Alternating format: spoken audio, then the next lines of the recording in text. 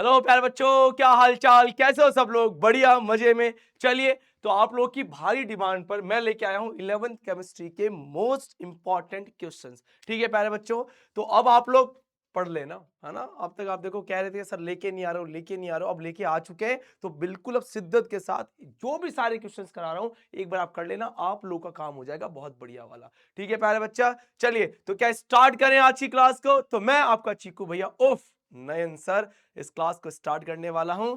चलिए प्यारे बच्चों, तो आज हम सारे इंपॉर्टेंट क्वेश्चन कवर करने वाले हैं, चाहे वो ऑब्जेक्टिव हो चाहे वो सब्जेक्टिव क्वेश्चन हो, सब कुछ करेंगे। ठीक है, चलिए। लेकिन उससे पहले इसकी पीडीएफ कहां मिलेगी? तो आपको टेलीग्राम पे मिल जाएगी। तो टेलीग्राम चैनल ज्वाइन कर लेना, आप लोग स्कैन कर लेना, और ये व्हाट्सएप चैनल भी आप ज्वाइन कर लेना प्यारे बच्चों, ताकि आप लोगों को कोई भी इंफॉर्मेशन तुरंत मिल सके। ठीक है, देखो पीडीएफ मिलेगी तभी तो कर पाओगे। चलिए भाई, तो स्टार्ट करें, आ जाओ। देखो प्यारे बच्चों, क्वेश्चन को मैंने दोनों फॉर्म में लिखा है। मैंने दोनों फॉर्म में क्यों लिखा, उसका रीजन होता है जो हिंदी मीडियम के बच्चे होते हैं उनको इंग्लिश का भी थोड़ा बहुत नॉलेज हमेशा होना चाहिए। कभी कभी क्या होता है, वो तुल्यांकी भार को हिंदी में लिख देगा इक्विवेलेंट वेट, और बच्चे को फिर समझ में नहीं आएगा और यार ये इक्विवेलेंट वेट क्या होता है। तो एक बार अगर देख के रखोगे तो आपको याद रहेगा। बात समझ गए आगे प्यारे बच्चों? चलिए, तो पहला क्वेश्चन है एनएच का तुल्यांकी मार नहीं भार। तो ये बोल रहा है कि इसका भार कितना होने वाला है। क्या बोल रहा है? इसका भार कितना होने वाला है भाई। तो देखो बच्चों, इसका भार कितना होना, कैसे निकालते तुल्यांकी भार?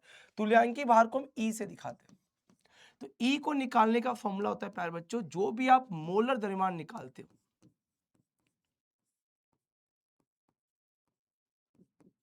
जो भी आप मोलर द्रव्यमान निकालते हो उसमें आप 2 का भाग लगा दो, सॉरी एन का भाग लगा दो, एन कारक का भाग लगा दो। सर एन कारक का मतलब क्या होता है? देखो बच्चों, एन कारक का मतलब होता है कि उस मॉलिक्यूल में कितने H प्लस आयन है, कितने OH माइनस आयन है। जितने H प्लस या OH माइनस आयनों की संख्या होती है उसका भाग लगा देते हैं। तो दिमाग लगाओ, E बराबर क्या हो जाएगा। अब आपको पता होना चाहिए कि NaOH का मोलर द्रव्यमान कैसे निकालते हैं। M बोलते हैं इसको, M बोलते हैं। कैसे निकालोगे? 23 प्लस 16 प्लस 1। मेरी थोड़ी सी तबीयत बच्चों खराब है ना, थोड़ा सा मुझे जुकाम ज्यादा हो रखा है, इसलिए मेरी जो लाउड आवाज हुआ करती थी वो लाउड थोड़ी सी कम है ना। उसका रीजन है कि मुझे थोड़ा तगड़ा जुकाम हो गया है मौसम चेंज होने की वजह से, और नंबर ऑफ क्लासेस ज्यादा करने की वजह से मेरा गला थोड़ा सा चौक हो गया, थोड़ा जुकाम हो गया, इसलिए थोड़ा सा मेरा आवाज वैसे आ रही है। ठीक है, मगर मेरी इतनी भारी आवाज नहीं है बच्चों, मेरी आवाज बड़ी सॉफ्ट सी है। ठीक है, समझ में आ गई कहानी? चलो, तो बच्चे सोचेंगे मास्टर की आवाज बड़ी भारी लग रही है, भारी नहीं है, थोड़ा सा जुकाम होने की वजह से ऐसा हो गया। ठीक है, और बीच में अगर छींक आ जाए तो कोई बात नहीं है ना, कान बंद कर लेना। देखो 40 हो गया। अब दिमाग लगाओ, इसमें कितने OH माइनस है? दिमाग लगाओ, देखो इसमें एक ही तो OH माइनस है, Na प्लस OH माइनस एक है। तो E बराबर यहां पर कितना हो गया है? 40 हो गया। और 40 की बात करें तो यार answer D is the correct answer. ठीक है बच्चों, कर लोगे? करो इसको, वीडियो को पोस्ट कर दो और फिर आंसर करके आंसर जरूर डालना। कैसे? आप जैसे वीडियो रिकॉर्डिंग देख रहे हो, मुझे पता है रिकॉर्डिंग देख रहे हो तो क्या हो गया भैया, वीडियो को पोस्ट करो, आंसर कमेंट बॉक्स में डाल दो, काम हो जाएगा। गैस याद का नियम किसने दिया था? गैस लूसेक ने। इसमें क्या ही करना, आगे बढ़ जाओ। एक डी उपकोष में कक्षकियां कितनी होती है? देखो दिमाग लगा बेटा, एक एस उपकोष होता है उसमें एक होती है, पता है। पी में कितनी होती है बच्चों? 3 होती है। डी में कितनी होती है प्यारे बच्चों? 5 होती है। एफ में कितनी होती है प्यारे बच्चों? 7 होती है। 1 2 3 4 5 6 और ये 7। तो कितनी हो गई यहाँ पर? 5 होती है। कहानी क्लियर हो गई क्या? तो आसान सा क्वेश्चन था। नीचे आगे आ जाओ। किसका आकार सबसे बड़ा होता है? देखो बच्चों, अगर मैं आकार की बात करूं तो ध्यान रखना, अगर कोई सम इलेक्ट्रॉनिक है, सम इलेक्ट्रॉनिक मतलब जिसमें इलेक्ट्रॉनों की संख्या समान होती है। अगर मान लो बच्चों कोई सम इलेक्ट्रॉनिक है जिसमें इलेक्ट्रॉनों की संख्या कैसी रहती है? समान रहती है, तो उसमें माइनस का साइज बड़ा होता है और प्लस का साइज छोटा होता है। तो अगर मैं यहां पर देखूं, ये तो लिथियम प्लस है, इसमें तो 2 इलेक्ट्रॉन है, कोई दिक्कत नहीं है। F माइनस में 10 इलेक्ट्रॉन है, नियोन में भी 10 इलेक्ट्रॉन है, और इसमें भी कितने बच्चों? 10 इलेक्ट्रॉन है। तो ये 10 इलेक्ट्रॉन वाले ज्यादा बड़े होंगे, लेकिन तीनों में बड़ा कौन होगा? किसका आकार बड़ा होगा? माइनस वाले का बड़ा होगा। ठीक है, कहानी समझ में आ गई क्या? एक बार देखो फटाफट, देख लोगे क्या? तो मुझे लगता है कि यहां तक कहानी बिल्कुल क्लियरली दिमाग में बैठ गई होगी। नेक्स्ट, प्रयोगशाला में बनाया गया प्रथम कार्बनिक क्योंकि कौन सा था प्यारे बच्चों? तो यूरिया था। ठीक है, ध्यान रखना। नेक्स्ट, नेक्स्ट आगे देखो। अगला है C2H4 में कार्बन परमाणु का संकट। देखो C2H4 का मतलब ये हो गया 2 कार्बन और इनके साथ 2 हाइड्रोजन लगे हुए हैं। डबल बॉन्ड से ये, ठीक है। तो देखो डबल बॉन्ड वाले का क्या होता है, sp2 होता है। नहीं पता तो ध्यान रखना, अगर सिंगल बॉन्ड है, डबल बॉन्ड है और ट्रिपल बॉन्ड है, तो सिंगल बॉन्ड वाले का sp3 होता है, डबल बॉन्ड वाले का sp2 होता है, ट्रिपल वाले का sp होता है, ठीक है। चलिए, तो ये क्या है, sp2 है। समझ गए क्या यहाँ तक? ठीक है सर, हाँ कर लोगे आराम से। इसमें क्या, ये सिग्मा बॉन्ड है, 1 2 3 4 5, और ये कौन सा बॉन्ड है बच्चों, पाई बॉन्ड है, ये भी कर सकते हो आप। और हाँ, अभी 7 दिनों का कुछ आशिकों का त्योहार चल रहा है। त्योहार कहना तो गलत होगा इसके लिए, है ना, मतलब त्योहार इन द सेंस उनके लिए त्योहार, हमारे लिए तो नहीं। तो मुझे लगता है कि आप में से तो किसी का चल नहीं रहा होगा ये 7 दिन। समझ गया मैं किन डेज की बात कर रहा हूँ। फरवरी मंथ में 7 दिन तो स्पेशल आते हैं। तो मुझे पता है 90% तो हमारे जैसे लोग होंगे, सिंगल, है ना, उनको चाह के भी कोई मिला नहीं होगा। 10% हो सकते हैं जिनको थोड़ा बहुत, मतलब ठीक है, 5-10 रुपए की चॉकलेट मिल गई हो, खुश मत हो जाना। ध्यान रखना, 5 रुपए की चॉकलेट में अपना कटवा मत लेना गलती से। हाँ, आजकल 5 रुपए की चॉकलेट में लोग बिक जाते हैं, तुम मत बिक जाना बच्चों, ठीक है। चलिए नेक्स्ट, अगर हम आगे बात करें तो हम इसकी बात करते हैं बच्चों, ध्यान समझना। द्रव्यमान की एसआई इकाई क्या होती है? देखो बच्चों, द्रव्यमान की बात करें तो उसकी जो एसआई इकाई क्या होती है, कोई बता सकता है क्या? ग्राम होती है, केजी होती है, या मिलीग्राम होती है? कितने बच्चे बताएंगे? चलो फटाफट फटाफट मुझे इसका आंसर आप कमेंट बॉक्स में लिखोगे, और इनके भी बता दो एक बार। चलो, टेम्परेचर की बताओ, मोल की बताओ, मास की तो बतानी है आपको, एम का, ये टाइम का बताना है, ये मोल का बताना है, ये द्रव्यमान का बताना है। कितने बताएंगे देखते हैं, ठीक है। चलो, एक ज्योति तीव्रता की बतानी है, कमेंट बॉक्स में फटाफट लिख के बता दो, फटाफट लिख के बता दो, फटाफट लिख के बताओ। चलो, कर लोगे क्या? जल्दी लिखो, लिखना तो पड़ेगा, तुम्हें ही लिखना है, मैं नहीं लिखूंगा। लिखो जल्दी से, लिखो फटाफट। चलो थोड़ा सा, है ना थोड़ा सा दिक्कत है ना आज। चलो, तो अगर मैं हट जाऊं तो समझ जाओ कि सर छींक मारने गए या खांसी लेने गए, ठीक है। चलो, तो टाइम की यूनिट क्या होती है बच्चों? सेकंड में होती है, पता है आपको। मोल किसकी होती है? पदार्थ की मात्रा की होती है।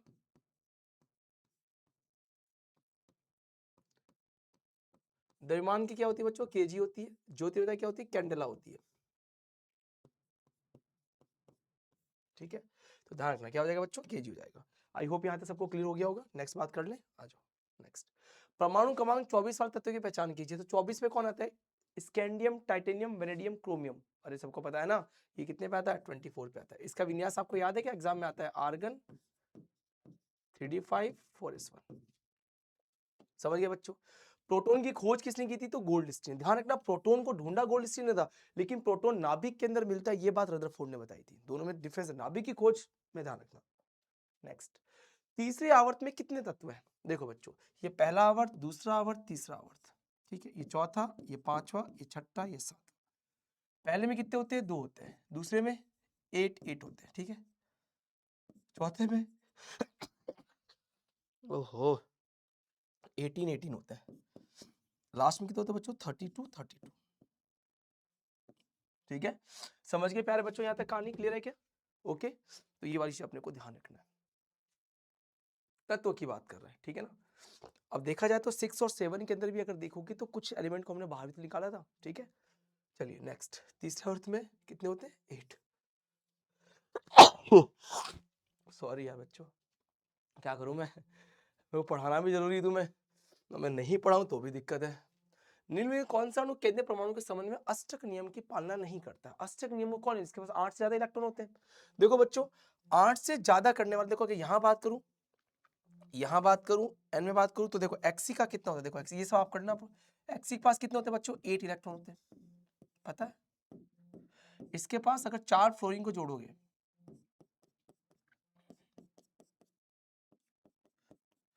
फ्लोरीन के पास कितने होते हैं प्यारे बच्चों? 7 होते हैं क्या?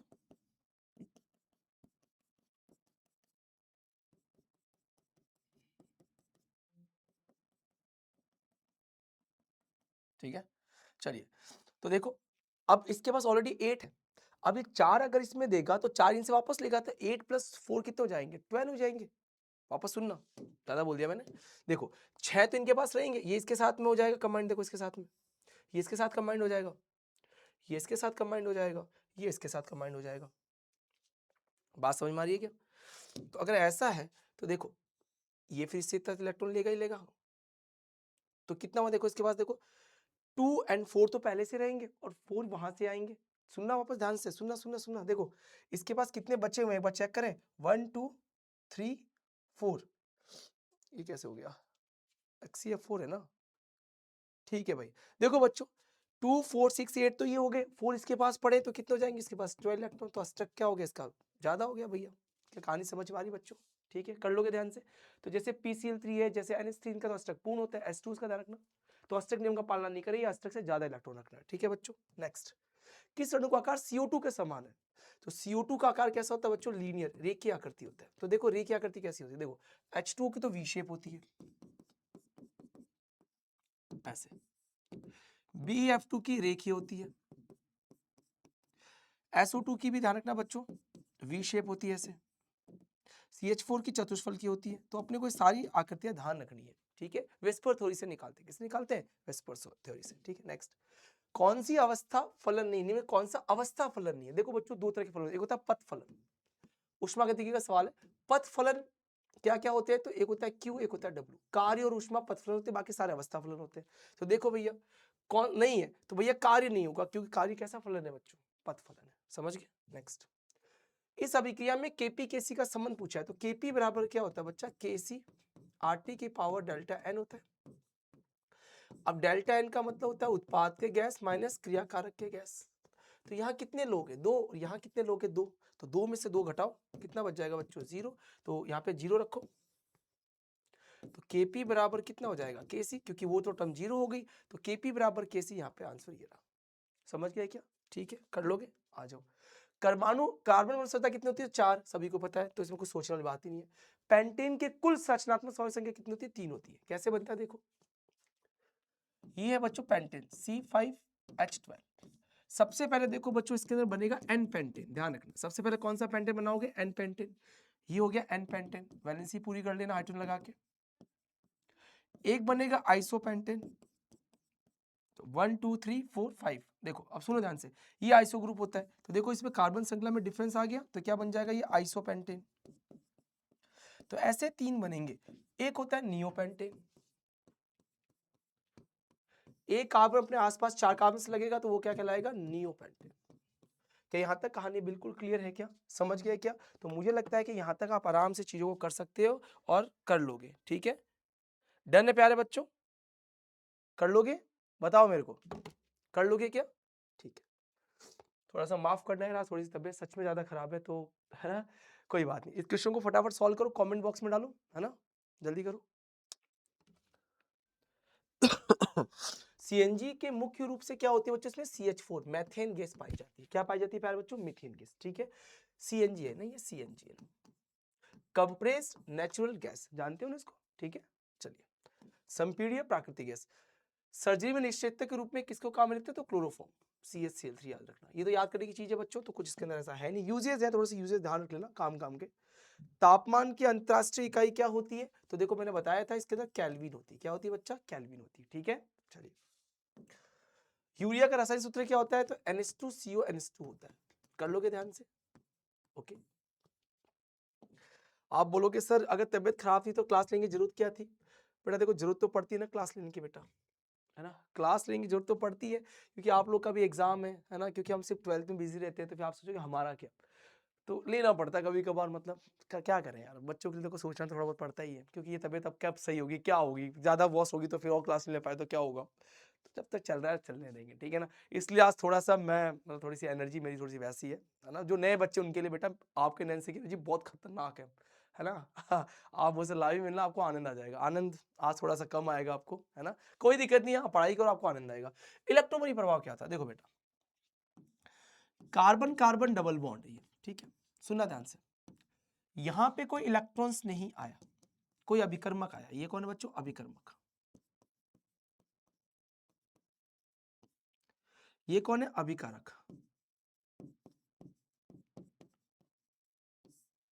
बात क्लियर है क्या,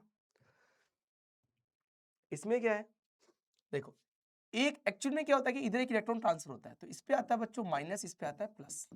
तो देखो ये कहलाता है प्लस ई प्रभाव। सुन लो मैं आपको दोनों समझा देता हूं, फिर मैं आपको डेफिनेशन में लिखवा दूंगा, मैं बोलूंगा आप लिख देना, ठीक है। तो देखो इलेक्ट्रॉन्स नहीं कहां अटैक करेगा, जिधर इलेक्ट्रॉन का स्थानांतरण हुआ, जिधर द्विबंध का इलेक्ट्रॉन गया है उधर ही अभिकर्मक जाके चिपक गया।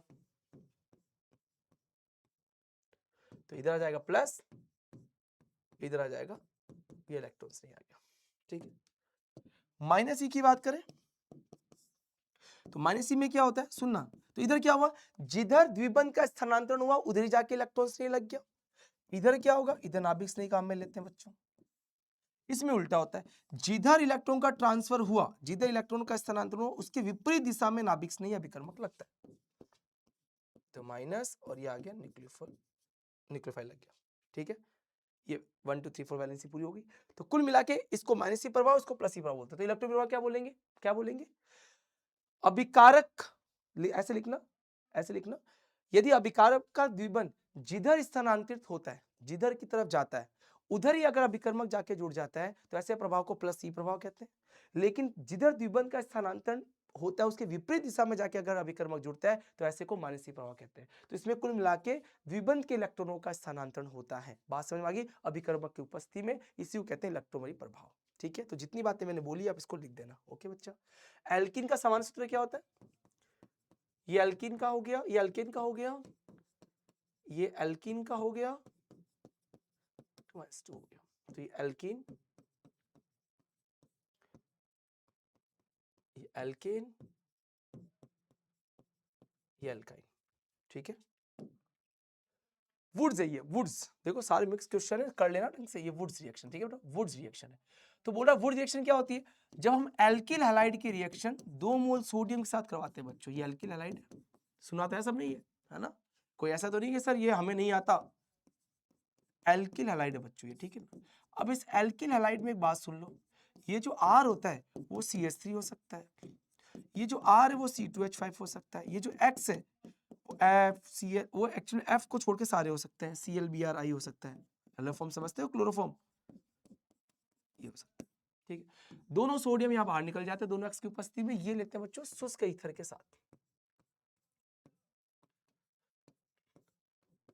क्या हो जाएगा, एल्केन, और क्या बाहर निकल जाएगा, 2NX बाहर निकल जाएगा।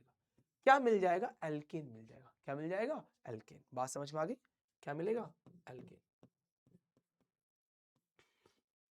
ठीक है, क्या नाम होता है इसका, आईपीसी नाम पूछा है। देखो ये एसीटोन है, इसका कॉमन नेम क्या बच्चों, एसीटोन है। ये कौन है, ये एसीटोन कॉमन नेम है इसका। तो मुझे आईपीसी नाम पूछा है तो दिमाग लगाओ, 3 कार्बन की चेन के लिए प्रोप, सिंगल बॉन्ड के लिए एन, और कीटोन के लिए ऑन, तो 2 प्रोपेनॉन हो गया इसका नाम। ठीक है,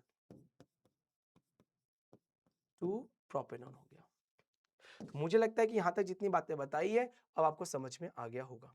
ठीक है बच्चों, आगे बढ़ जाए हम लोग। ठीक है, एक नियम है स्थिर अनुपात का नियम, बड़ा ही प्यारा नियम है। ठीक है, ये नियम क्या बोलता है, ये नियम बोलता है कि जैसे H2 है बच्चों, तो H2 में देखोगे तो हाइड्रोजन ऑक्सीजन कितना है, सुनना ध्यान से, H2 में अगर देखो, बहुत ध्यान सुनना, हाइड्रोजन ऑक्सीजन कितना है, तो परमाणु कितने, तो यहाँ 2 है, ऑक्सीजन में 1 है। लेकिन अगर मैं इनके द्रव्यमान की बात करूं तो बच्चों एक हाइड्रोजन का भार 1 होगा, 2 का कितना हो जाएगा, 2 हो जाएगा, एक ऑक्सीजन का भार कितना होता है, 16। तो इनका जो अनुपात है वो कितना है, 1:8। समझ आई की बात। तो H2O को आप चाहे किसी भी विधि से बना लो, आप H2O को चाहे कहीं से भी लिया हो, चाहे आपने नल के पानी को लिया है, चाहे आप नदी का पानी लिया हो, आप चाहे कुछ ही लिया हो, हमेशा जो इनके द्रव्यमान का अनुपात होगा कितना होगा, 1:8 ही रहेगा। क्या, तो ये नियम क्या बोलता है कि अगर किसी अणु को चाहे किसी भी विधि से बना लो, उसके द्रव्यमानों का अनुपात हमेशा समान रहेगा। यही कौन सा नियम था, स्थिर अनुपात का। क्या लिखोगे, लिखो, इस नियम के अनुसार, इस नियम के अनुसार यदि किसी अणु को या यौगिक को चाहे किसी भी विधि से बना लो, उनके द्रव्यमानों का अनुपात सदैव समान रहेगा। ठीक है बच्चों, बात समझ में आ गई। जैसे H2 है तो चाहे नल के पानी से लिया हो, चाहे नदी का पानी ले लो, चाहे समुद्र का पानी, अरे कुछ ही लिया हो यार, कुछ भी लिया हो, समुद्र का पानी ले लो, झरनों का पानी ले लो, तालाब का पानी ले लो, कुछ ही लिया हो, वो ध्यान रखो बस। ठीक है, कर लोगे। क्या लिखा हुआ है, 0.05 मोल कार्बन डाइऑक्साइड में CO2 के अणुओं की संख्या कितनी होगी, ध्यान रखना। बड़ा ही प्यारा सवाल है। ये बोल रखा है कि 0.05 मोल कार्बन के अंदर हम कार्बन डाइऑक्साइड में बात करें तो CO2 अणुओं की कितनी संख्या होगी, अणुओं की संख्या पूछी कितनी होगी भैया। आपने को यहाँ पर एन नॉट का वैल्यू निकालना है। देखो ये होता है एन बराबर क्या होता है प्यारे बच्चों, सुन लो, मोल निकाल formula W upon M equals to N not upon N, ये तो फॉर्मूला होता है। तो हमसे पूछा है एन नॉट पूछा है, तो एन बराबर क्या बच्चों, एन नॉट अपॉन एन, समझ की बात। अब एन नॉट निकालना है तो एन नॉट बराबर क्या हो गया, एन इंटू एन, तो कितनी होगी 0.05 इंटू एन। एन क्या होता है, अवागेद्रो संख्या।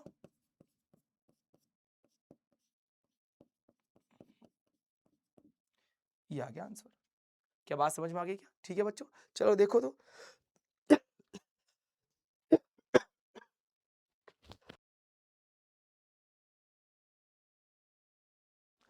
हो गया बच्चों, यहाँ तक कहानी क्लियर है क्या? ठीक है, कैसे कर रहे हैं, क्या कर रहे हैं, क्यों कर रहे हैं, तो ध्यान रखना अणुओं की संख्या पूछिए, सबसे मेन बात तो यही है। ठीक है, तो एन से गुणा कर देना। पाउली का अपवर्जन सिद्धांत क्या बोलता है, देखो कई सिद्धांत जैसे हुंड के नियम का सिद्धांत, वो आपके लिए होमवर्क है। हुंड का नियम, N+L नियम, आउबाउ नियम, पाउली नियम, बड़ी इंपॉर्टेंट है। ये क्या बोलता है, एक ही कक्षक में या किसी भी परमाणु में, या कोई भी परमाणु है उसके किसी भी कक्षक के चारों क्वांटम नंबर कभी समान नहीं होते हैं। हमेशा चारों क्वांटम संख्या क्या होती है, अलग, समान नहीं हो सकती, ध्यान रखना। ठीक है, क्या बोलता है, किसी परमाणु के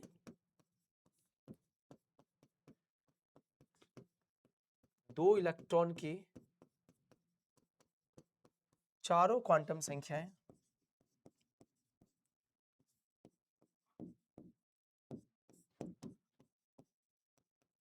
समान नहीं होती। ये बात कौन बोल रहा है, पाउली का अपवर्जन सिद्धांत बोल रहा है। ठीक है बच्चों, हमेशा अलग होते हैं। देखो अगर एन एल एम समान हो गए तो एस हमेशा अलग होगा, एक प्लस में जाएगा एक माइनस में जाएगा। ठीक है, तो ध्यान रखोगे इस बात को। आयनन ऊर्जा क्या होती है, देखो बड़ी काम की चीज है आयनन ऊर्जा। देखो आयनन ऊर्जा या आयनन एंथैल्पी एक ही बात है। हाँ बिल्कुल आप सही सोच रहे हो, चाहे आयनन एंथैल्पी आ जाए चाहे आयनन ऊर्जा आ जाए, सब एक ही बात है। देखो सुनना, आयनन ऊर्जा बोल दो, आयनन एंथैल्पी बोल दो, इस एंथैल्पी को ही ऊर्जा कहते हैं, या आयनन विभव बोल दो, सब एक ही बात है।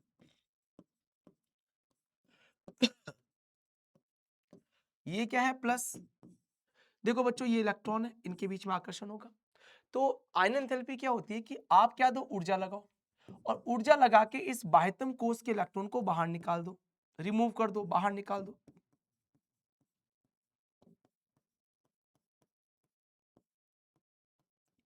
इसी बात को हम कहते हैं आयनन ऊर्जा, और इसी ऊर्जा को हम क्या बोलते हैं प्यारे बच्चों, आईपीआई या आईए बोलते हैं। तो क्या बोलेंगे, लिखना, किसी गैस से विलगित परमाणु के, किसी गैस से विलगित परमाणु के बाह्यतम कोष में से इलेक्ट्रॉन को निकालने के लिए आवश्यक ऊर्जा को या न्यूनतम ऊर्जा को आयनन ऊर्जा या आयनन विभव कहते हैं। ठीक है, ध्यान रखोगे इस बात को। इसका एक एग्जाम्पल बड़ा फेमस है, याद करो, बेरिलियम की आयनन ऊर्जा बोरोन से ज्यादा होती है पूर्ण पूरित विन्यास के कारण। ये सुना होगा आपने।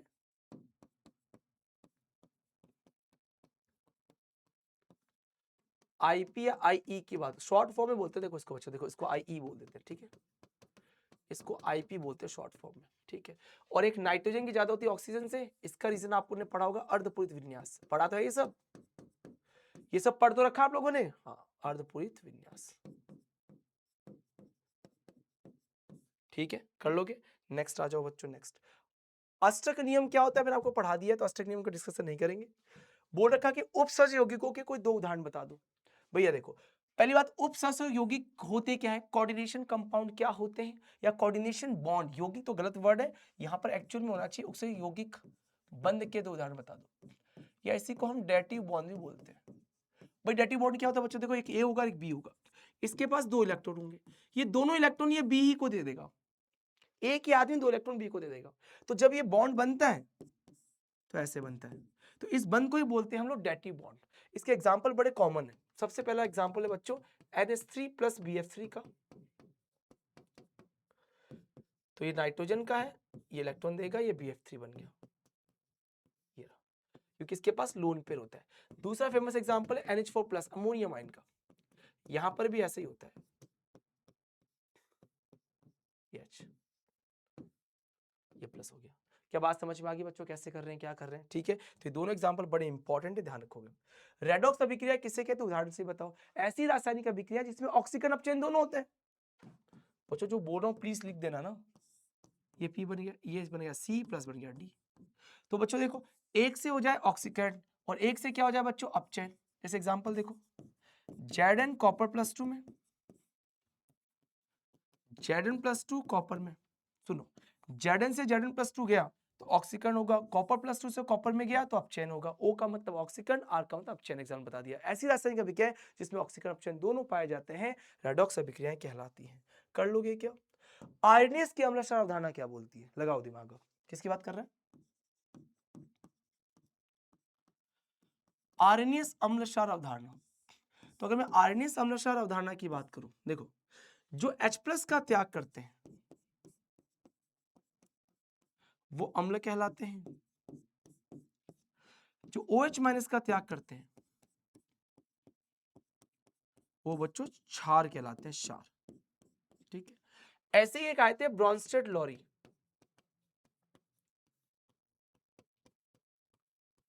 ये क्या बोलते हैं, ये बोलते हैं जो H+ का त्याग करते हैं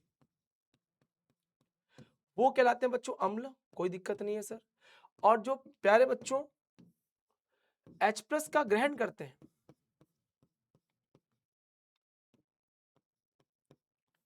वो कहलाते हैं क्षार। क्या यहाँ तक कहानी बिल्कुल क्लियरली समझ में आ चुकी सभी को? कर लोगे? आ जाओ, अगला कौन सा है, लुईस अम्ल क्षार अवधारणा।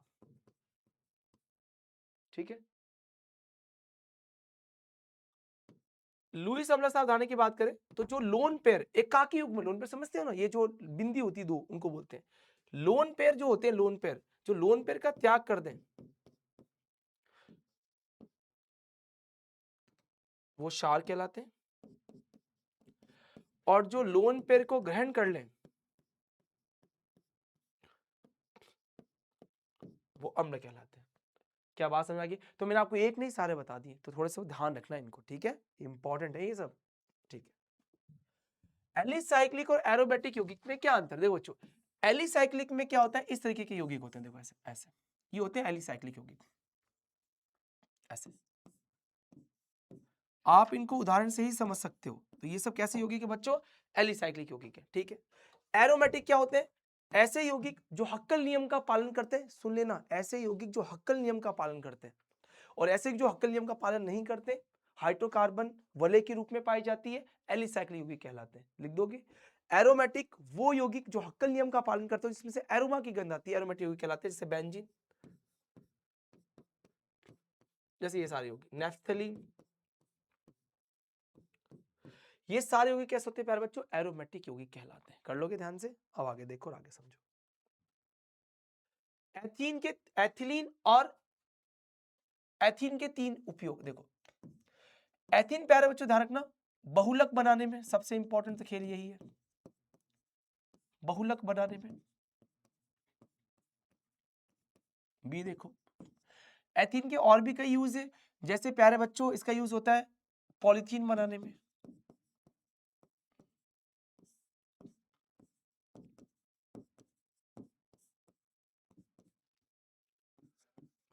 ठीक है, कई कार्बनिक यौगिकों के निर्माण में।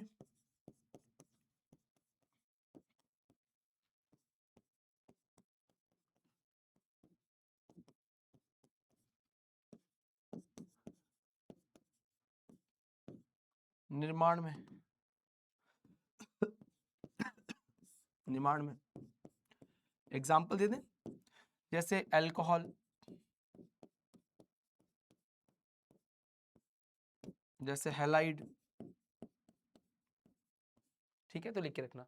ऐसा कोई क्वेश्चन अभी तक आया नहीं है, क्या पता कोई थ्योरेटिकल में पूछ ले बेटा, देखो पूछना कुछ पूछ सकता है। ठीक है ना, बोल रखा है कि इसमें हर एक कार्बन का संकट बताओ। तो मैंने आपको बताया था कि अगर सिंगल बॉन्ड दिख जाए, सुन लो, अगर आपको चारों तरफ सिंगल बॉन्ड दिख जाए तो sp3 होता है, एक पाई बॉन्ड नजर आ जाए तो sp2 होता है, लेकिन अगर आपको दो पाई नजर आ जाए, इसमें दो पाई है, तो sp संकरण होता है। पाई बॉन्ड दो ऐसे भी हो सकते हैं, देखो एक पाई ये रहा, एक पाई ये रहा, तो भी क्या हो जाएगा, sp संकरण हो जाएगा। समझिए क्या? तो डबल बॉन्ड वाला है तो ये sp2 है, ये देखो इधर भी पाई इधर भी पाई, देखो इसके पास पाई तो है ना, देखो दोनों तरफ 2 पाई है तो sp हो जाएगा, इसके पास एक ही पाई तो sp2 हो जाएगा। ये देखो इसके पास ये h है यहाँ पे ना, अब देखो इसके पास भी तो पाई है तो ये sp2 हो जाएगा, इसके पास cs2 तो ये भी क्या हो जाएगा, sp2 हो जाएगा। बैलेंस को पूरा कर दिया मैंने, ठीक है। चल कर लोगे क्या? ओके। किरेल कार्बन परमाणु क्या होता है? देखो बच्चों, ऐसा कार्बन परमाणु जिसकी चारों संयोजकता अलग अलग हो, ए बी सी डी, क्या लिखोगे? ऐसा कार्बन परमाणु जिसकी चारों संयोजकताएं अलग अलग होती है किरेल कार्बन कहलाता है। जैसे एग्जांपल देखो, मैंने ए के साथ लगा दिया FCl, एक तरफ CH3 लगा दिया और एक तरफ क्या लगा दिया, C2H5। ये लो, चारों वैलेंसी अलग अलग आ गई क्या, तो किरेल कार्बन कहेंगे, ठीक है। नेक्स्ट बोल रहा है कि समस्थानिक, समभारिक और समन्यूट्रॉनिक को परिभाषित कीजिए। कक्षकों के आकार और विन्यास को समझाइए। देखो बेटा, size and orientation of orbital अभी पढ़ते हैं इसके बारे में। समस्थानिक, जिसमें प्यारे बच्चों परमाणु क्रमांक तो क्या हो, सुनना ध्यान से, जिसमें परमाणु, देखो एक काम करते हैं, चार्ट ही बना लेता हूं ना ताकि उसके लिए ज्यादा आसान हो जाएगा, सुनना ध्यान से ना। ये क्या होता है, न्यूट्रॉन की संख्या समान हो, ऐसे परमाणु समूह जिसमें न्यूट्रॉन की संख्या समान हो, ठीक है। अगर मैं अब इन दोनों की बात करूं, इन दोनों की बात करूं,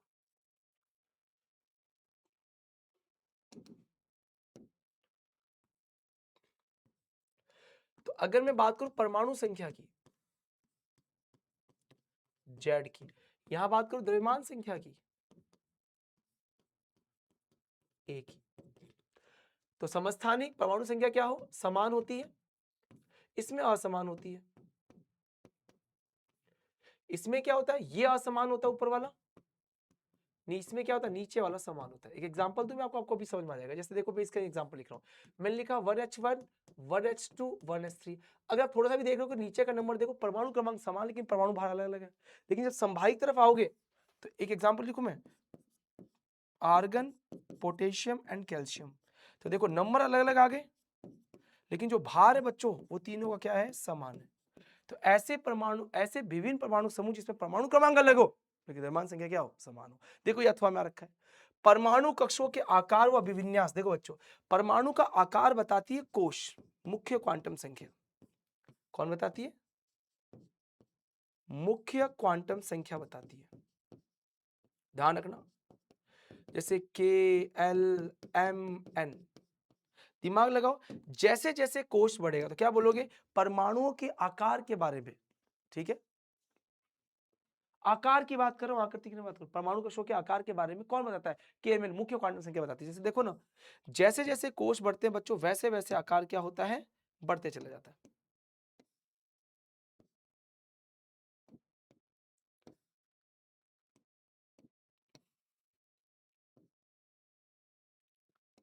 ये क्या गया, प्लस KLMN, तो परमाणु का आकार क्या हो रहा है बच्चों, धीरे धीरे बढ़ रहा है। तो मुख्य क्वांटम संख्या परमाणु के आकार के बारे में बताती है। अभिविन्यास के बारे में जो बताती है, अभिविन्यास, कक्षों का अभिविन्यास, ये बताती है चुंबकीय क्वांटम संख्या, चुंबकीय क्वांटम संख्या। जैसे अगर मैं P की बात करूं तो इसमें 3 कक्षक पाए जाते हैं, PX PY PZ, PX PY PZ। इनको आप ऐसे लिख सकते हो, PZ को बीच में लिख दो और इसको PY यहाँ लिख दो, तो ये +1 0 -1। ऐसी D में बच्चों देखो अलग अलग एक्सिस पे, अलग अलग कक्ष एक्सिस पे मिलते हैं, अलग अलग अक्ष पे मिलते हैं। ये होता है DXY, ये होता है DXZ,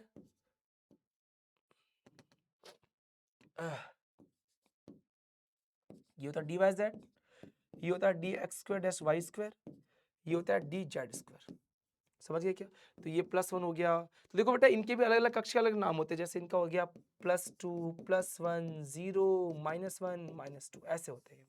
अलग अलग अभिविन्यास पे रहते हैं, ठीक है। कोई x पे, कोई y पे, कोई z पे। एक बार आप सारी चीजें देख लो फटाफट, फिर हम लोग आगे डिस्कस करते हैं। कर लोगे? बताओ क्या यहां तक जो मैंने पढ़ाया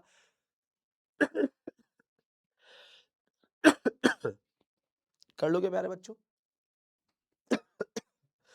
हो गया प्यारे बच्चों, यहाँ तक कहानी क्लियर है क्या? ठीक है, ओके सर। नेक्स्ट, इनके आईपीसी नेम लिखने बच्चों, क्या लिखना है अपने को, इनके आईपीसी नेम लिखने, ठीक है। कहाँ चला गया यार,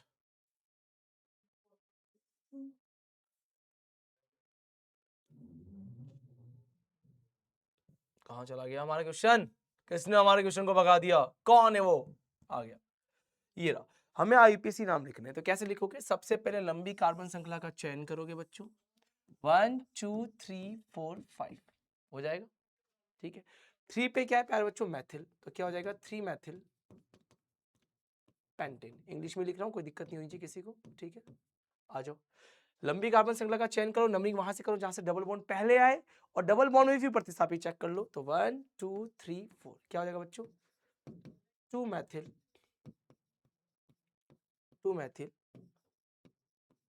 ब्यूटूइन हो गया। ये देखो, क्रियात्मक समूह से हमारे सनंबरिंग की जाती है। प्रतिस्थापी का नाम सबसे पहले लिखो, क्या हो जाएगा बच्चों? 3 मैथिल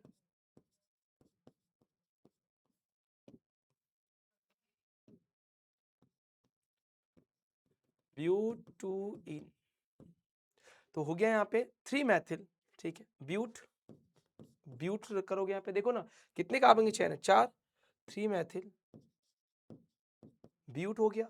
ब्यूट के बाद देखो, अगर यहाँ पे हम बात करें तो डबल बॉन्ड, तो 2 पे क्या है बच्चों? इन, 1 पे क्या है बच्चों? ओइक अम्ल। कि यहाँ तक कहानी समझ में आ रही है क्या? कर लोगे ध्यान से? ठीक है सर, कर लेंगे। नेक्स्ट आ जाओ, देखो क्या पूछा है? निम्न के संकरण के प्रकार को देखो बेटा, CH4। अगर CH4 की बात करो, देखो ऐसे आकृति होती है, सबको पता है। देखो इसमें 4 सिग्मा बॉन्ड आपको दिखाई दे रहे हैं क्या? 1 2 3 4, तो संकरण क्या हो जाएगा? sp3, और sp3 की आकृति होती है बच्चों चतुष्फल की। याद रखनी पड़ेगी आपको ये आकृति, कि sp3 की आकृति चतुष्फल की होती है, sp की रेखीय होती है, और sp2 की रेखीय समतलीय होती है। C2H4 आ गया, देखो ये क्या है?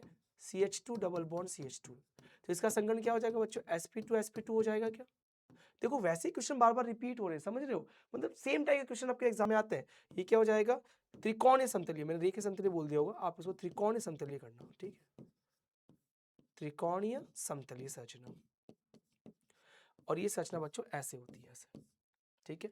और ये ऐसे होती है त्रिकोणीय समतलीय, और ये होती है चतुष्फल की संरचना, ऐसे होती है, ऐसे ऐसे। समझ गए क्या? बीच में कार्बन को लिखेंगे, ठीक है बच्चा। कहानी क्लियर है? आ जाओ नेक्स्ट। चलिए, तो मुझे लगता है कि यहाँ तक आपको मैंने जो पढ़ाया बताया आपके दिमाग में घुस गया होगा। अगले क्वेश्चन में बात करते हैं। SF6 में संकरण क्या होता है? देखो बच्चों, SF6 में संकरण होता है sp3d2। n बराबर 4 l बराबर 2 वाले कक्षा का नाम बताओ। देखो n का मतलब 4 है, l का मतलब 2 है, तो l का मतलब अगर 0 होता है, 1 होता है, 2 होता है और 3 होता है, तो इसको बोलते हैं s, इसको बोलते हैं p, इसको बोलते हैं d और इसको बोलते हैं f। तो n का मतलब यहाँ पे 4 है, l का मतलब 2 है, तो यहाँ पर d है, 4d। ये कहानी है, ठीक है। तो मुझे लगता है कि यहां तक आपको चीजें समझ में आ गई होगी, ठीक है। Done, okay. किसी तत्व के परमाणु जिनके परमाणु क्रमांक समान हो, द्रव्यमान संख्या अलग अलग हो, समस्थानिक कहलाते हैं। पढ़ा दिया था जी सर। रुद्धोष्म प्रक्रम में डेल्टा क्यू का मान कितना होता है? 0 होता है भाई, क्योंकि ऊष्मा का परिवर्तन नहीं होता है। हाँ, ऐसे मिक्सिंग के क्वेश्चन आएंगे, ध्यान रखना। Next, very short type question आगे। 16 ग्राम ऑक्सीजन अणु में कितने मोल होंगे? तो दिमाग लगाओ, मैंने मोल का निकाल के फॉर्मूला W/m होता है। ऑक्सीजन अणु ये होता है O2 बोलते हैं, 16 + 16 32 इसका परमाणु क्रमांक होगा, ठीक है। W कितना है? 16, नीचे कितना है? 32, 1/2 = 0.5। आवर्त सारणी में सबसे अधिक विद्युत ऋणात्मक वाला तत्व कौन सा होता है? तो फ्लोरीन होता है। विलयन की मोलरता क्या होती है? 1 लीटर विलयन में उपस्थित विलय के मोलों की संख्या को मोलरता कहते हैं। और मोलरता किसे कहते हैं? 1 केजी विलायक में उपस्थित विलय के मोलों की संख्या। तो मोलरता की परिभाषा क्या होती है प्यारे बच्चों? 1 लीटर विलयन में उपस्थित विलय के मोलों की संख्या। ये क्या है प्यारे बच्चों? विलय के मोल।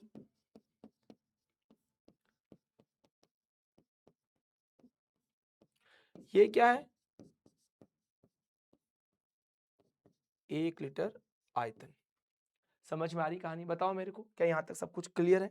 कर पाओगे आराम से? कोई दिक्कत, कोई प्रॉब्लम, कोई समस्या नहीं है? चलो आगे देखो। बोल रखा है कि इस वाले में ये दे रखा के आपको, नीचे 19 से ऊपर 39 है। बोल रखा है इसमें प्रोटॉन, इलेक्ट्रॉन, न्यूट्रॉन। ये बड़ा फेमस क्वेश्चन, एक तो आता ही भिड़ जाता है एग्जाम में। तो जो नीचे का नंबर होता है वो प्रोटॉन का नंबर होता है, जितने प्रोटॉन उतने इलेक्ट्रॉन कर दो।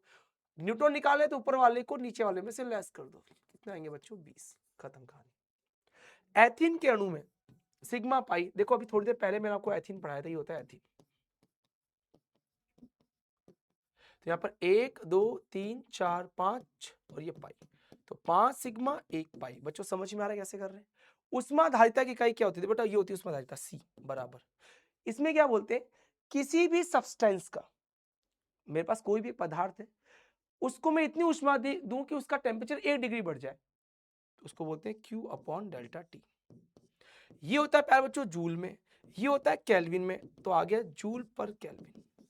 तो अगर आपसे पूछे कि उष्माधारिता क्या होती है, लिखो किसी भी पदार्थ को उष्मा देने पर, किसी भी पदार्थ को उष्मा देने पर यदि उसका ताप 1 डिग्री सेल्सियस बढ़ जाए तो उसको उष्माधारिता कहते हैं। बताओ भैया, कि यहां तक कहानी बिल्कुल क्लियरली समझ में आ गई क्या? कर लोगे? ओके चलो। मानक अवस्था में तत्वों की एंथैल्पी का मान कितना होता है? तो बच्चों 0 होता है, ध्यान रखना। जैसे कार्बन ग्रेफाइट की अवस्था में मिल जाए, Cl2 गैस की अवस्था में मिल जाए, O2 गैस की अवस्था में मिल जाए, N2 गैस की अवस्था में मिल जाए, Br2 द्रव की अवस्था में मिल जाए, लिक्विड अवस्था में मिल जाए, तो इन सभी के लिए मान कितना होगा? 0। ठीक है बच्चों, समझ गए क्या? यहाँ पे कर लोगे ध्यान से? तो मुझे लगता है कि यहां तक आप आराम कर। क्या पूछा है कि NaCN का सोडियम साइड का जलीय विलयन किस कैसा होगा? इसको पानी में डाल के देखो, पानी में डाल दो एक बार, तो Na पे प्लस CN पे माइनस, यहाँ पर भी हम जानते हैं H प्लस OH माइनस होता है, तो जैसे ही पानी में डालोगे तो Na बन जाएगा NaOH और ये बन जाएगा HCN। HCN ये होता है प्यारे बच्चों दुर्बल अम्ल, और ये होता है प्रबल क्षार।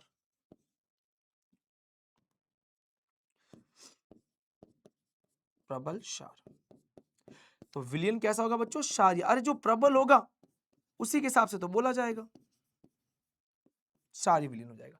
जो प्रबल वाला पार्ट है उसको पढ़ लो, काम हो जाएगा। नेक्स्ट, 4 ग्राम सोडियम हाइड्रोक्साइड को घोलकर 500 ml विलयन बनाया गया, तो विलयन की मोलरता ज्ञात करनी है। तो मोलरता ज्ञात करने का देखो ये फॉर्मूला होता है बच्चों, सुन ध्यान, बहुत ध्यान सुनना, W into 1000 upon M into VmL। अब सुनो, सोडियम हाइड्रोक्साइड NaOH होता है और इसका M आपको आता होगा 40 होगा, अरे सोडियम का 23 होता है, O का 16 होता है, H का 1 होता है। अब सारी वैल्यू रख दो, W मतलब कितने ग्राम है? 4 ग्राम है, नीचे कितना 1000 है, ये अपने 12th में पता नहीं कितनी बार आ चुका, बता तुम्हें, 40 इंटू 500 ml, ये 2 बार गया, ये 10 टाइम गया, कितना आ जाएगा? 0.2 आ जाएगा। कर लोगे ध्यान से? ठीक है चलो नेक्स्ट, गुणित अनुपात का नियम क्या बोलते हैं? ये नियम सिंपल सी बात बोलता है, मान लो बच्चों एक तत्व है, एक तत्व है, वो दूसरे तत्व के साथ सहयोग करता है। सुनना ध्यान से, एक तत्व है जो दूसरे तत्व के साथ सहयोग करता है, जैसे ऑक्सीजन के साथ सहयोग कर रहा है, तो कई तरह के यौगिक बनाएगा। एक SO2 बना लिया, एक SO3 बना लिया। बहुत ध्यान सुनना बच्चों, मैं क्या बोल रहा हूं। 2 तरह के तत्व है, एक सल्फर एक ऑक्सीजन है। तो पहला तत्व दूसरे तत्व के साथ अलग अलग प्रकार के यौगिक बनाएगा, परंतु पहले तत्व का द्रव्यमान निश्चित रहेगा, लेकिन दूसरे तत्व का द्रव्यमान सरल अनुपात में उपस्थित रहेगा। यही गुणित अनुपात का नियम है, दिमाग लगा लो। एक SO2 बना और एक SO3 बना, अगर मैं आपसे बोलूं इसमें सल्फर कितना है, तो सल्फर 32 ग्राम है, दिमाग लगाओ। ऑक्सीजन कितने ग्राम है? देखो 16 प्लस 16 32 ग्राम, तो इसका अनुपात तो हमेशा 32 ही रहा, हमेशा, अरे 32 ही रहा। लेकिन दूसरे वाले का देखो 2 अनुपात 3 हो गया, इसी को कहते हैं गुणित अनुपात का नियम। Definite the law of multiple proportion. क्या बोलोगे? इस नियम के अनुसार जब एक तत्व दूसरे तत्व के साथ संयोग करता है और अनेक प्रकार के यौगिक बनाता है, तो पहले तत्व का द्रव्यमान निश्चित रहता है, लेकिन दूसरे तत्व का जो द्रव्यमान होता है वो सरल अनुपात में बदलता है। बात क्लियर है क्या? जो मैंने बोली वैसा लिख देना है, ठीक है। नेक्स्ट, निम्न आयनों को त्रिज्या घटते क्रम में अभी बताया था। सबसे बड़ा साइज किसका होता है? जो माइनस में ज्यादा होता है, तो N3 माइनस का सबसे ज्यादा होगा, फिर O2 माइनस का, F माइनस का, फिर नियॉन भी है तो नियॉन लिख दो, नहीं है तो सोडियम प्लस, Mg+2, एल्यूमिनियम+3। ठीक है प्यारे बाल को, यहां तक कहानी कर लोगे ध्यान से, ठीक है, कैसे कर रहे हैं, क्या कर रहे हैं। नेक्स्ट आ जाओ, चलिए। तो मुझे लगता है कि यहां तक जो मैंने आपको बताया समझाया आपको क्लियरली समझ में आ गया होगा। आगे आ जाओ।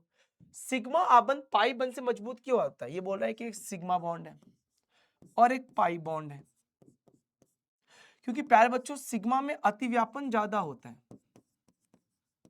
वीबीटी के हिसाब से अतिव्यापन ज्यादा होता है, अतिव्यापन की प्रवृत्ति ज्यादा होती है। वीबीटी सिद्धांत पढ़ा था क्या? वैलेंस बॉन्ड थ्योरी, संयोजकता बंध सिद्धांत। अतिव्यापन जितना ज्यादा होगा उतना ज्यादा बंध मजबूत होता है, क्योंकि इसके अंदर अक्षीय अतिव्यापन पाया जाता है। कौन सा? अक्षीय अतिव्यापन। चाहो तो उसको ऐसे बना के दिखा सकते, देखो ऐसा अतिव्यापन पाया जाता है इसके अंदर, ऐसा।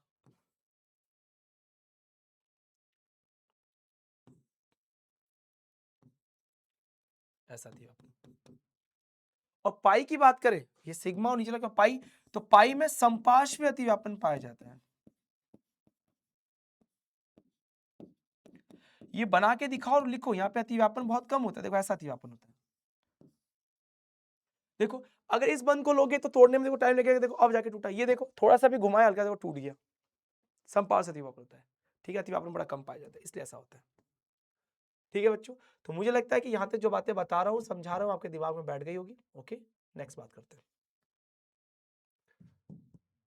नेक्स्ट, ऊष्माशोषी ऊष्माक्षेपी अभिक्रिया प्रभावित कीजिए। ऊष्माशोषी वे अभिक्रियाएं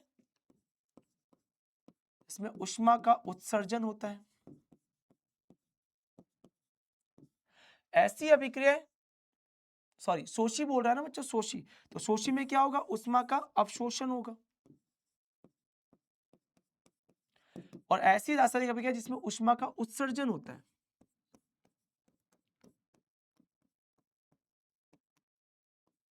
इसके लिए Q का वैल्यू नेगेटिव बोलते हैं और डेल्टा H एंथैल्पी का वैल्यू भी नेगेटिव होता है।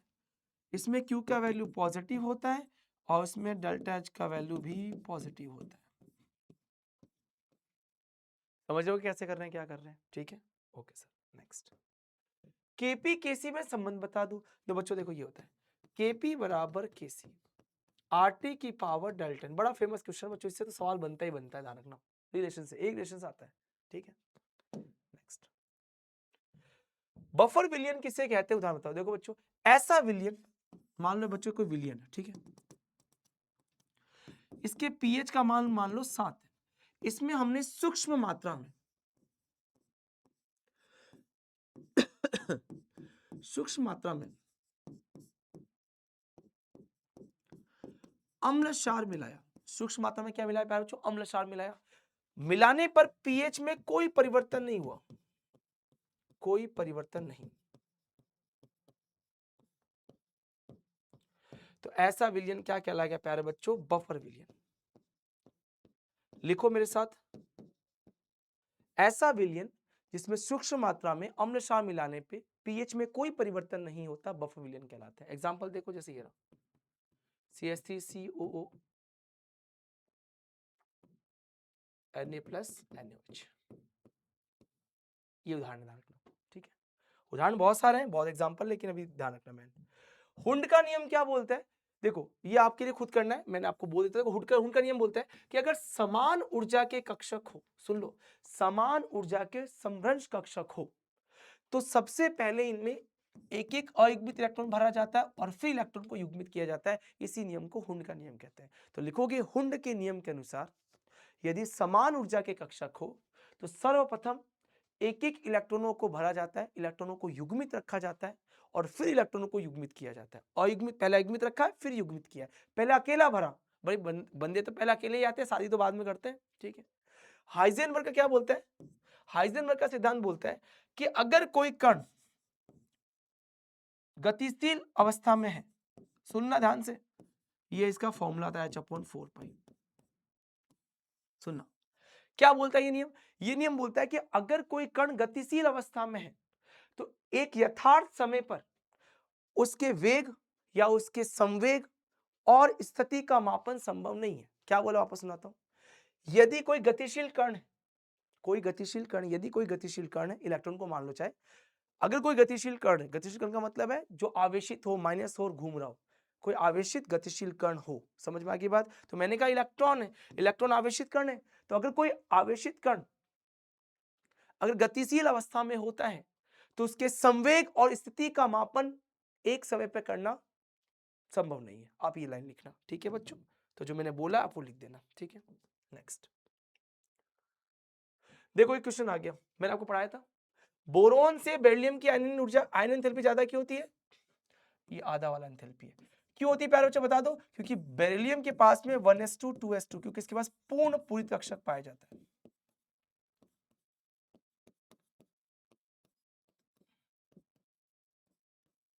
कैसा कक्षक पाया जाता है? पूर्ण पूरित कक्षक पाया जाता है, ठीक है, समझ गए। आ जाओ बच्चों, सबसे इंपॉर्टेंट क्वेश्चन, मान लो छपा हुआ पेपर में आता ही आता है, हर साल आता है, हर साल देता है। निम्न के संयुग्मी अम्लों के सूत्र। देखो बच्चों, जब भी संयुग्मी अम्ल बनाने हो H+ को जोड़ दो, बस काम खत्म। H+ को जोड़ो, बस ये हो गया। NH3 HS-, HSO4- H2, इन सभी में आप H+ को जोड़ दो। और अगर संयुग्मी क्षार पूछता तो H+ को निकालते, यहां भी जोड़ना है।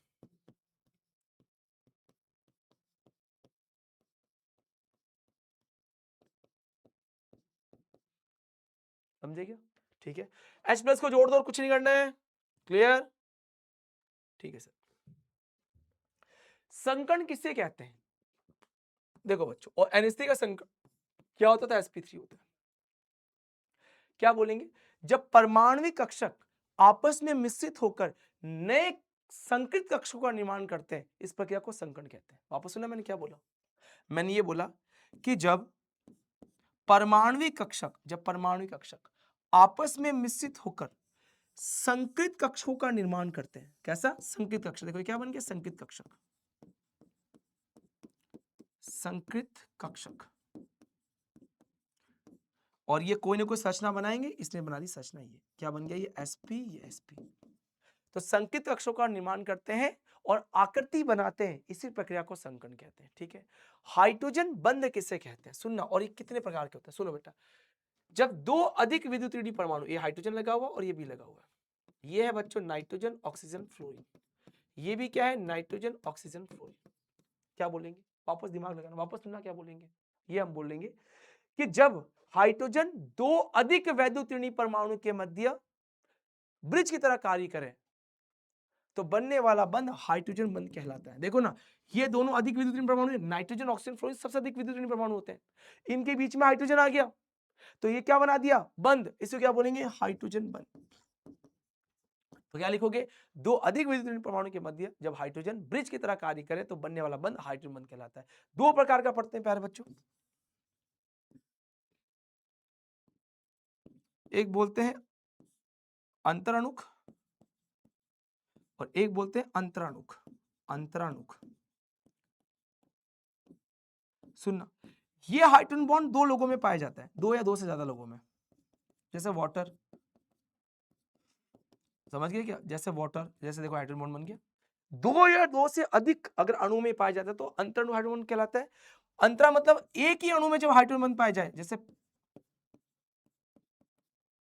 ऑर्थो नाइट्रोफिनॉल, ये वाला। अगर एक ही अणु में हाइड्रोजन मिल जाए तो अंतराणुक, और एक से अधिक में मिले, दो या दो से ज्यादा मिले तो क्या बोलोगे प्यारे बच्चों? अंतराणुक। ठीक है, समझ गए यहां तक? तो अच्छे क्वेश्चन से जो अपने को ध्यान रखने। नेक्स्ट कर लोगे प्यारे बाल को? कि यहां तक कहानी क्लियर है?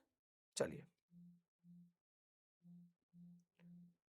तो मुझे लगता है कि यहां तक जो मैंने आपको समझाया बताया वो आपके दिमाग में चीजें आराम से बैठ गई होगी। ओके, नेक्स्ट बात करते हैं। आ गया n+l 5 होने पर उपकोषों की कुल संख्या कितनी होगी? दिमाग लगाओ, क्या बोल रहा है? n+l का मान कितना बच्चों? 5। तो ये बोल रखा है कि क्वेश्चन थोड़ा सा गलत दे दिया लग रहा है, उपकोषों की संख्या पूछी है, तो गड़बड़ कर दिया इसने, क्वेश्चन ही गड़बड़ कर दिया इसने। n+l का मान इसने 5 कर दिया, तो 5 करने पर इसको ऐसा करना, देखो बेटा क्वेश्चन थोड़ा गलत है ना। ये बोल रखा है कि अगर n का मान 5 हो जाए, अगर n का वैल्यू 5 है तो कितने उपकोष होंगे? सुन लो, अगर n का मान 5 हुआ तो देखो बच्चों जो l का मान होगा वो हमेशा n-1 होता है, हमेशा कम होगा। तो 4 हो सकता है, 3 हो सकता है, 2 हो सकता है, 1 हो सकता है, 0 हो सकता है। बात क्लियर है क्या? ध्यान रखना, ऐसा क्वेश्चन बना हुआ है ये। कुल मिला के यहाँ पे उपकोष संख्या कितनी हो सकती है? देखो एल का मान 4 भी हो सकता है, 3 भी हो सकता है, 2 भी हो सकता है, 1 भी हो सकता है, 0 भी हो सकता है, लेकिन कभी बराबर नहीं होगा। ठीक है, तो ध्यान रखना इस क्वेश्चन को। Okay sir. आधुनिक आवर्त नियम का आधार क्या था भैया? तो परमाणु क्रमांक।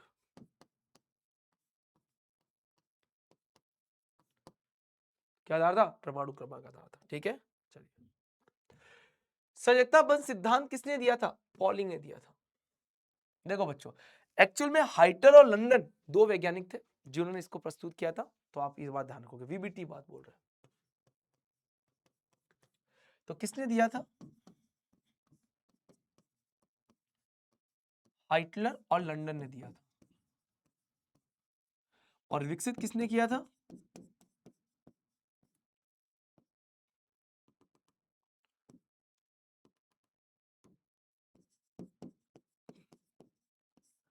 तो विकसित किया था पॉलिंग और स्लेटन ने।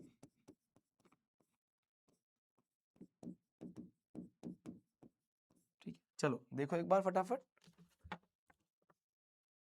कर लोगे बच्चों, देख लो फटाफट।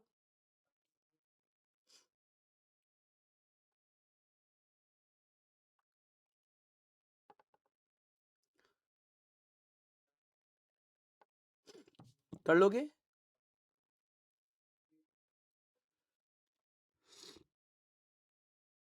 तो मुझे लगता है कि यहाँ तक आपको सारी कहानियां बिल्कुल क्लियरली समझ में आ गई होगी। ठीक है, कैसे कर रहे हैं, क्या कर रहे हैं। ठीक है, ओके सर।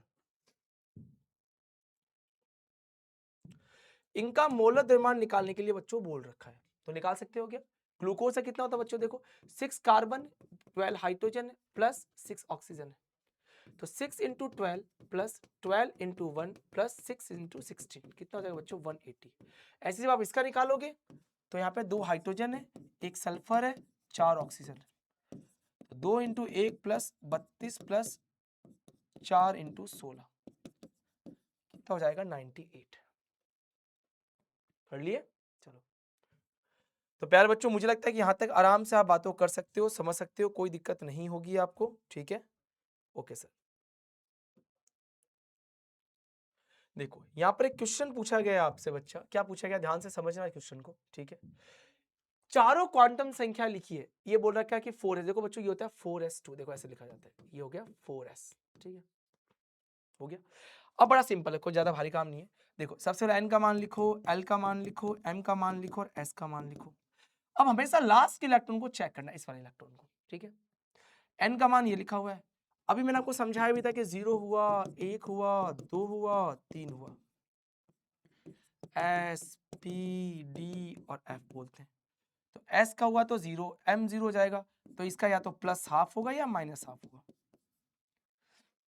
क्लियर हो गया? अब चाहे इसका, लेकिन जनरली अगर दोनों में से एक पूछे तो माइनस हाफ करना। ठीक है, लेकिन दोनों लिख सकते हो। 5d7 की बात करते हैं, और हमेशा लास्ट इलेक्ट्रॉन को चेक करते हैं बच्चों। किसको? 1 2 3 4 5 6 7, तो 7 में ये इलेक्ट्रॉन है। तो n का मान कितना हुआ? 5। l का मान d के लिए कितना होता है? देखो वहां लिखा हुआ है, कितना होता है? 2 होता है। m का मान कितना होगा? अब देखो जो m का मान बड़ा इंपॉर्टेंट है। देखो इसके लिए होता है +2 +1 0 -1 -2, इसके लिए भी हो सकता था -2 -1 0 +1 +2। तो यहाँ m का मान या तो -1 होगा या +1 होगा, कोई डिसाइड नहीं है, कुछ भी इन दोनों में से कुछ भी हो सकता है। s का मान माइनस हाफ कर देना, तो लास्ट इलेक्ट्रॉन की स्पिन देख लो, जैसे उल्टा है तो ये ज्यादा सही करना। ठीक है, समझ गए? तो कुछ ऐसे क्वेश्चन जो अपने को दिमाग लगाने हैं।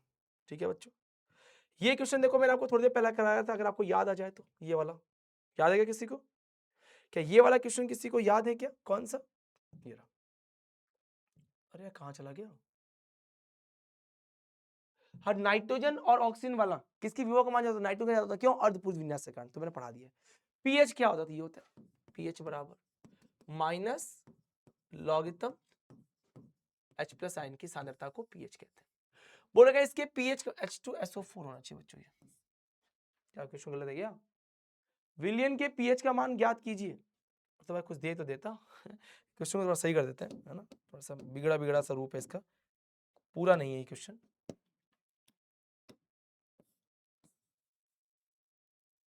इसको हटा देते हैं यहाँ से। देखो क्वेश्चन ये एक्चुअली क्वेश्चन ये है 10 की पावर -2 MHCl दे रखा है और इसके पीएच का मान आपसे पूछ रखा है, ये विलियन है। तो देखो बच्चों बहुत सिंपल है, पीएच का फॉर्मूला क्या होता है बताओ, -log(10) और H प्लस देखो अब दिमाग लगाओ, ये जो सांद्रता एक्चुअली वो H+ आयन की तो है, अरे Cl- की भी H+ आयन की भी है, हम H+ आयन से मतलब है तो लिख दो यहाँ पे।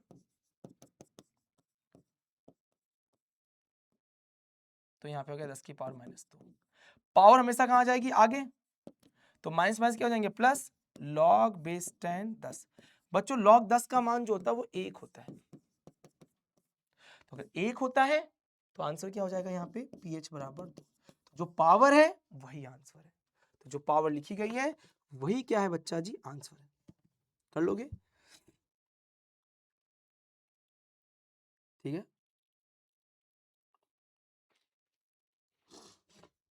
कर लोगे क्या, ठीक है सर कर लेंगे, चलो। तो मुझे लगता है कि यहाँ तक जो मैंने आपको पढ़ाया बताया आपके दिमाग में घुस गया होगा, ठीक है। और भी कई क्वेश्चन सॉल्व करते हैं, जैसे आ गया डेल्टा एच और डेल्टा ई में संबंध ज्ञात कीजिए। देखो ये होता है डेल्टा एच बराबर होता है बच्चों delta E plus delta NgRT। अब एक बात सुन लो, आजकल इस डेल्टा ई को डेल्टा यू बोला जाता है, आंतरिक ऊर्जा होती है, क्या होती है आंतरिक ऊर्जा। तो जितने क्वेश्चन मैंने आपको कराए आप अपने दिमाग में बैठा के रखना, और डेल्टा एच होती है एंथैल्पी, ठीक है। चलिए कर लोगे ध्यान से कैसे कर रहे हैं क्या कर रहे हैं, ठीक है, ओके सर। नेक्स्ट बात कर ले हम लोग, अगला बोल रखा है कि N2+3H2 अभिक्रिया साम्य ताप और दाब वगैरह किस पर प्रभावित होती है। देखो बच्चों देखो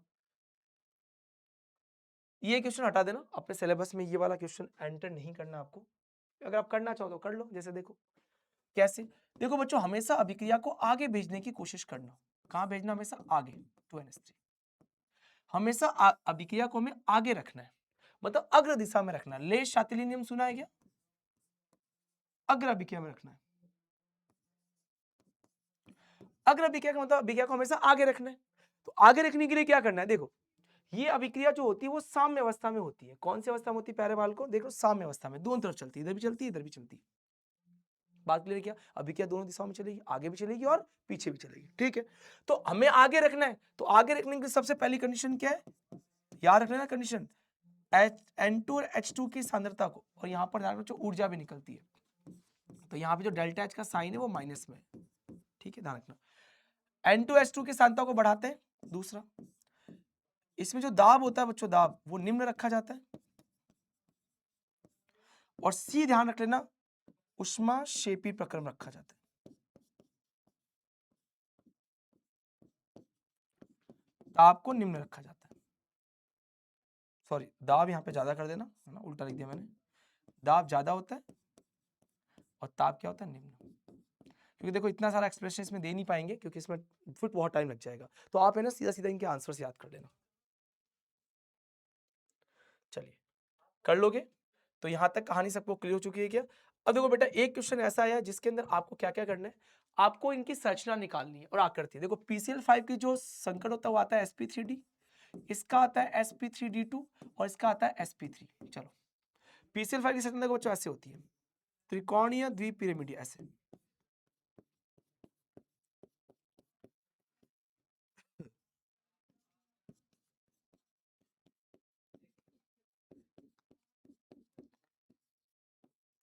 इसकी होती है बच्चों अष्टफलकीय,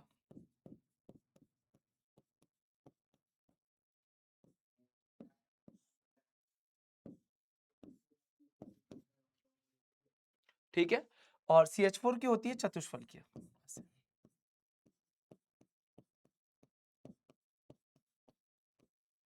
कर लोगे ध्यान से, हो गया, समझ गया क्या बच्चों, देख लो एक बार देख लो, हाँ बच्चों हो गया, यहां तक कर लोगे, ठीक है। चलो नेक्स्ट, अगला है समांश विखंडन। विस्मांश विखंडन क्या होता है, ठीक है सुनो ध्यान से। देखो बच्चों समांश विखंडन का मतलब ये होता है कि दो परमाणु के मध्य जब इलेक्ट्रॉन का जो इलेक्ट्रॉन का जो बंटवारा होता है वो समान होता है, तो उसको कहते हैं समान विखंडन। तो एक इलेक्ट्रॉन ये लेके जाएगा, एक इलेक्ट्रॉन ये लेके जाएगा, तो बताओ यहाँ पे क्या बन जाएगा, एक इलेक्ट्रॉन इसके पास, एक इलेक्ट्रॉन इसके पास। जहां पे इलेक्ट्रॉनों का बंटवारा समान होता है उन्हें हम कहते हैं समास विखंडन, और जहां इलेक्ट्रॉन का बंटवारा समान नहीं होता है उन्हें कहते हैं विषमास विखंडन। तो इसमें ये एक इलेक्ट्रॉन पूरा लेके चला जाएगा, तो ए पे आ जाएगा प्लस, बी पे आ जाएगा माइनस। समझ गए। कार्बोकेटाइन क्या होता है भाई, जिस कार्बन पे प्लस आ जाता है उसको कहते हैं कार्बोकेटाइन, जिसका संकर्ण sp2 होता है। संरचना इनकी त्रिकोण या समतलीय होती है बच्चों, ध्यान रखना।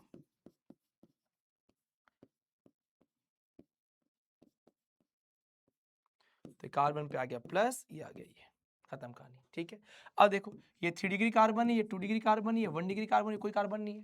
तो देखो वही कार्बन सबसे स्टेबल होता है जिसके अंदर 3 डिग्री हो। ठीक है, तो वही कार्बोकेटाइन सबसे स्टेबल होगा जिसमें 3 डिग्री हो, फिर 2 डिग्री हो, फिर 1 डिग्री हो। समझ गए क्या। तो ये इसकी क्रियाशीलता का क्रम है, इनका स्थायित्व का क्रम है। कर लोगे ध्यान से, तो बड़ा आसान सा क्वेश्चन था, कर लोगे। ठीक है, चलिए बच्चों, तो मुझे लगता है यहाँ तक कहानी बिल्कुल क्लियरली आपके दिमाग में बैठ गई होगी, समझ में आ गई होगी। अब हम आगे डिस्कस करते हैं, आगे बात करते हैं। ओके, चलिए बच्चों, एक दो क्वेश्चन और देख लेते हैं अच्छे अच्छे, फिर हम लोग नेक्स्ट डिस्कशन करेंगे। ठीक है, और बताओ, तो यहाँ तक जो पढ़ाया समझाया सब कुछ क्लियर है क्या। देखो बच्चों, अगली रिएक्शन है वुड्स रिएक्शन। देखो ये वुड्स रिएक्शन है, बार बार वुड्स लिखा हुआ है, वुड्स रिएक्शन है। ये कैसे होती है मैंने आपको समझाया था, जब एल्किल हैलाइड की रिएक्शन 2 मोल सोडियम के साथ करवाते हैं ड्राई ईथर के साथ, शुष्क ईथर की उपस्थिति में। ये देखो शुष्क ईथर है, ठीक है ना, क्या है ये, शुष्क ईथर है। ठीक है, तो ये दोनों सोडियम NX बाहर निकल जाएगा और यहाँ पर एल्कीन हो जाएगा। ठीक है ना। अभी क्या है कि फीवर बढ़ गया मेरे को, है ना, ऑलमोस्ट मेरा जो फीवर का जो है पॉइंट 102 हो गया है, 102 डिग्री हो गया मेरा, है ना। अब क्लास तो खत्म करनी पड़ेगी मुझे हर हालात में, है ना। और इसके बाद मेरी 2 लाइव क्लास और है, तुम्हें पता है। जैसे कैसे करते हो ये दिमाग, जैसे मन को ढालोगे मन वैसे हो जाएगा। मतलब मैंने कई बार अपने मन को समझाया है कि देख, तू चाहे मुझे कितना भी हरा, लेकिन मैं तुझे जीतने नहीं दूंगा। अगर आपने मन को एक बार अगर आपने जीतने दिया तो वो हमेशा अपनी जीत पक्की कर लेगा। मेरे को जब जब बुखार आया है, मेरे अगर मैं बीमार भी रहा हूं ना बच्चों, मैंने कभी जीतने नहीं दिया। वो बोलता कम काम कर, मैं ज्यादा काम करता हूं उस दिन, है, फिर वो बीमार होने से भी डरता है, इसलिए मैं बहुत कम बीमार पड़ता हूं, बहुत कम, क्योंकि मेरे मन को पता है ये हमारी बात नहीं मानता है। देखो बच्चों, बेंजीन की अभिक्रिया एल्कीन हैलाइड और एल्यूमिनियम ट्राइहैलाइड से कराएंगे। एक्स का मतलब यहाँ पे Cl Br I हो सकता है, तो ये क्या करेगा, इस एक्स को ले जाएगा, यहाँ पे आ जाएगा प्लस, ये प्लस जाके इस बेंजीन पे जुड़ जाएगा, बन जाएगा एल्काइल बेंजीन। क्या बन जाएगा बच्चों, एल्काइल बेंजीन। ठीक है, अगली रिएक्शन है कोल्बे वैद्युत अपघटन अभिक्रिया। देखो बच्चों, इस अभिक्रिया में क्या होता है, हम लेते हैं कार्बन का सॉल्ट, या हम लोग लवण लेते हैं, क्या लेते हैं यहाँ पे, लवण काम में लेते हैं। ठीक है, सोडियम लवण बोलते हैं। 2 मोल पानी डालते हैं और वैद्युत अपघटन करवाते हैं। इसकी ट्रिक सुन लो, ट्रिक बड़ी इंपॉर्टेंट है सर। ट्रिक क्या इंपॉर्टेंट, देखो जैसी वैद्युत, ये जैसी आपको दिखे, क्या करना है अपने को, देखो ट्रिक क्या है, ट्रिक R को डबल कर दो, सुनना, और CO2 रेस्टू गैस बाहर निकाल दो, खत्म कहानी। देखो ये 2 मोल ले लो, ये 2 R हो गए, दोनों R को डबल कर दो तो RR बन गए, प्लस ये देखो CO2 आपको दिख रही है क्या, तो 2 मोल CO2 बाहर निकल जाएगी। बस फर्क इतना है कि ये दोनों एनोड पे बनते हैं। ये देखो ये H2 गैस यहाँ से बाहर निकल जाएगी, ये क्या बन जाएगा, कैथोड पे। ये रिएक्शन खत्म। बाकी सोडियम OH बच जाता तो NH बाहर निकल जाता, तो अभी अपने को इतना ध्यान रखना। ठीक है, अगला कौन सा है, देखो ये वाला नंबर 1, देखो एथिलीन से ये होता है बच्चों, एथाइलिन है क्या, ये एथाइलिन मतलब ये होता है। 3 मोल लेते हैं बच्चों ना, और कॉपर की लाल तप्त नलिका यूज करते हैं,